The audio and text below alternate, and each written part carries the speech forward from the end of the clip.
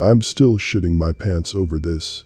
About 30 seconds ago I was sitting on the couch as my dog walked by to go sit on her bed we have behind the L part of the sectional. She had something small caught in her throat last night, I think a popcorn shell, so I was paying attention to her breathing just to make sure she got it out. For a few minutes she was breathing fine, and then what sounded like a light snore started happening. This is semi-normal for her depending on what position she's laying in, so I didn't bother to go over and check on her. That went on for about 5 minutes, until the most disgusting and to my now realization, terrifying, snore cough wheezing sounds started happening. I go over to her to make sure she's okay, and the exact moment I looked at her bed the sound stopped mid-breath and she wasn't there. She was outside with my parents, had been for around 30 minutes. There's no way to get out of the room without walking right past me. I don't know whose fucking dog I saw, and what was making that creepy ass sound 5 feet away from me, but I'm going to be staying outside for the rest of the day and hiring an exorcist. Mom died years ago. Dad got a phone call from her. My mom died 13 years ago. About 4 years ago my dad was on vacation in Arizona with his girlfriend. He said he was up watching TV and the hotel phone rang. He answered it and said it was my mom's voice saying I'm okay. He said Cass. And he said the phone was crackly and said tell Heather, me, I am okay. He said his girlfriend was confused why the phone rang. He immediately called me even though it was late and he was crying. My dad doesn't believe in the supernatural, but still to this day can't explain that call. Met a random girl who shares an exact memory and situation I have. To make this brief, my older brother died in 2000. Prior to this he once was driving me in his Jeep when I was about 10 years old. In the Jeep he had the Song 2 by Blur playing in his car, and he was dancing while driving, waving his arm saying Wahoo. I've kept this memory alive by having my license plate as Wahoo. The day I met a random stranger at a hockey game. The hockey game happened to play the same song, and this girl turned to me and said my older brother played this one in his Jeep. I was completely confused and thought I heard wrong at first and said say that again. I didn't quite hear you, and she literally repeated it again. She then went on to explain her brother died in 2000 and I asked her what her license plate said, and she said that it says Wahoo and she's from New Hampshire. What are the odds this would happen? Something is wrong with my girlfriend. Me and my girlfriend have been living together in an apartment for 2.5 years. Everything has been normal until quarantine started, around 4 weeks ago, when I started noticing some odd things. For instance, for the last 3 weeks or so, my GF has been putting sugar in her morning coffee. Well, throughout our entire relationship she's always been very much against it. It may seem like a small detail, but she's always been complaining about how I don't know what real coffee is, since I put quite a lot of sugar. On the first day that I saw her drinking coffee with sugar I asked her why would she do that, and she looked at me weirded out and said something like, "What are you talking about? I've always been putting sugar in my coffee." I felt a bit confused for a moment, but then we started talking about some other things, so I didn't think any more about it until the morning after, when she did the exactly same thing, and had once again the same reaction.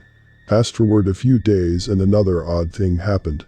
We were having sex and she suddenly suggested a sex pose that we had already tried once, but it had gone wrong, and it hurt her a lot, so we had simply decided not to try it anymore. Naturally, I was very surprised with her suggestion, and reminded her about the time when it went wrong, and she just completely dismissed it, saying that I probably mixed her up with some ex-girlfriend, or that I was just tripping. We then did the pose and we actually enjoyed it. Today, the weirdest thing happened, which is the reason I'm writing this post. In the afternoon, I was working at home. I'm employed as a PhD student at the computer science department of a university, when my GF asked me what's up with a guy who I've never heard of before. I asked her who is she referring to, and she said, well, it's that colleague of yours who you always talk about, the one from the company where you are employed at. I froze and asked her to repeat, and she said the exactly same thing all over again. Then I told her that I don't work at any company, nor have I ever worked at any company, since I started a PhD straight after my master's degree. At this point, she also completely froze, and we were just staring at each other completely confused and shocked for a few moments. She then asked me WTF is going on, and I reminded her about the coffee thing, and about the sex pose, and that I don't know anymore what is going on. At this point, she started crying too, and asked what is wrong with us. Nor she, nor me, nor anyone in both families have ever had any mental problems in the past. We don't know what to do about this. My 5-year-old son broke character and talked to me like an adult. This happened about 2 years ago, and I was so blown away I took notes and told my wife about it, so I still have the notes on my phone. My 5-year-old son was pretty typical for his age, always goofing around, never serious, always working some angle to negotiate treats or buying whatever thing was at the top of his list this week. Kids have a selfish worldview, and that's mostly understandable because they haven't matured yet. So when my son asked me to go for a walk, just the two of us, I immediately laughed and thought, okay, what's he going to ask for? We start walking, and I ask, what's on your mind, buddy? He said, nothing really. I just want to have some time to be with you, and be peaceful, and be out in nature. Wow, okay, this is progress, I thought. Then he said, I want you to know you're the best dad I've ever had. You really do help me and my sister a lot, and you're really very nice, even though we don't usually tell you. So I just wanted to say thank you for everything, and that I want to be near you always.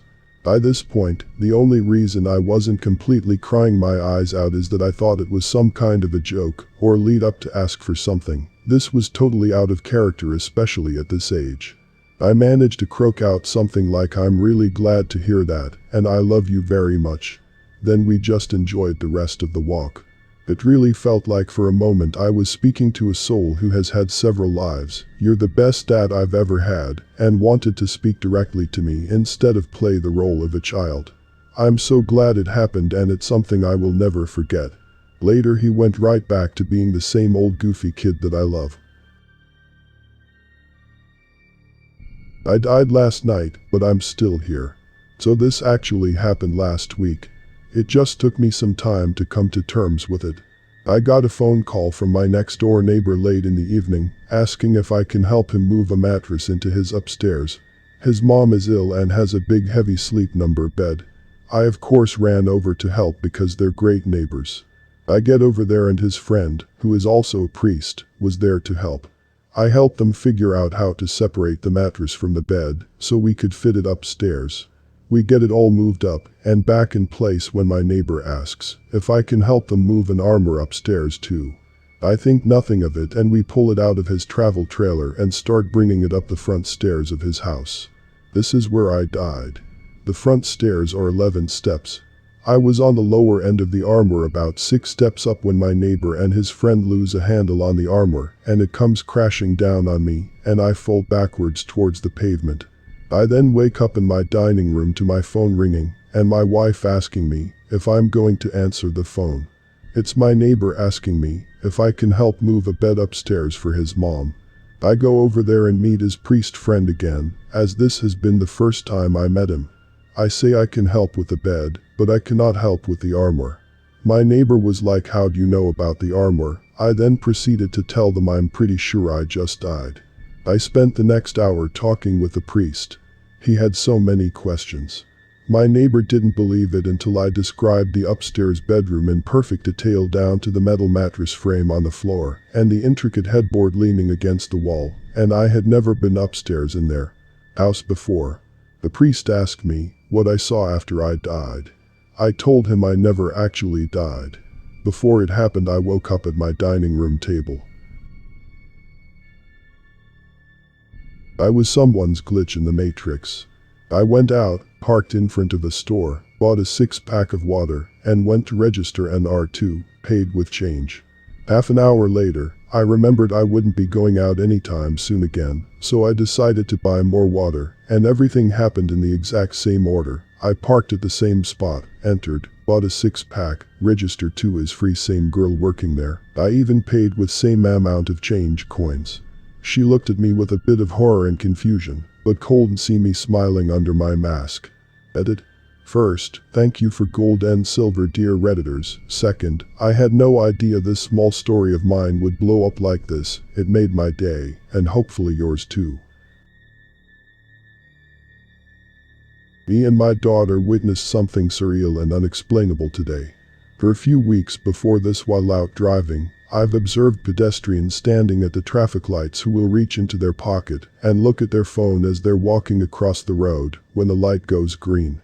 Nothing significant or strange about this, just one of those mundane things you notice while going about your day.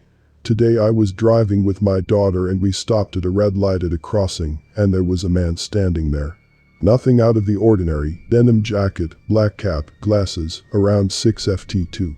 I thought I'd try to weird out my young daughter. She's 5, so I knew I was going to blow her damn mind, so I said, "See that man? When the walking man goes green and he starts to walk across, he'll reach into his pocket and pull out his phone and start looking at it. Watch and see." As he walks across, he reaches into his pocket, but then immediately takes his hand out and looks and points right at me with his mouth open, smiling, like a gotcha stance. Of course my daughter found this absolutely hilarious and I sat there completely mind blown. I must have sat there in silence looking at him walk across for the next 10 seconds. I drove on and had a look at him as I drove past, and he was smirking, laughing. I've been playing it through my head all day. The windows were up. The radio was on. I wasn't shouting. My voice was not even remotely raised. He must have been about 15 to 20 feet away from me. I can't figure out at all how he could have heard me. It's literally impossible. How did he know I was trying to predict he'd reach into his pocket for his phone? The only even remote possibility I can think of is that he has had the same observation as me and thought I might be thinking the same thing, so just went for it. But realistically, what are even the chances of this?